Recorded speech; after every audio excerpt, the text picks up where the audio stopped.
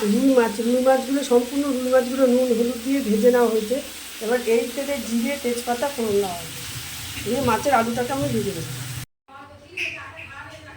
মাছের ঝোল বসানো হয়েছে, যে আলুটা ভেজে তার সাথে জিরের গুঁড়ো, হলুদ গুঁড়ো, লঙ্কার গুঁড়ো আর একটু ধনের গুঁড়ো দিয়ে মাছের মশলাটাকে আমি ভালো করে কষিয়ে নিচ্ছি।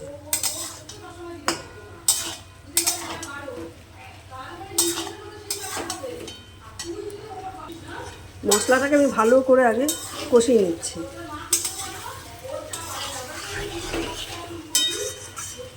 এর মধ্যে টমেটো দিয়ে দিয়েছি।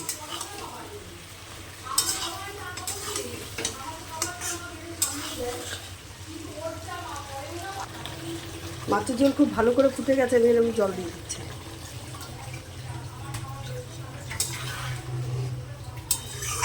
মাছের মশলাটা খুব ভালো করে ফুটে গেছে।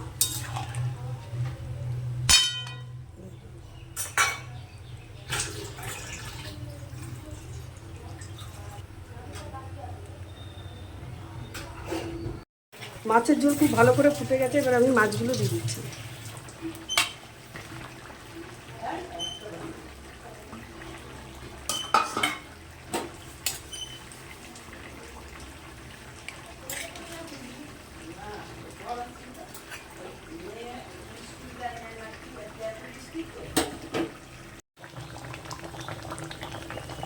এমনিও এখন খাবলাইতে পারবি না কেউ, কেননা এখন ওদের আয়ত্তে আছে না।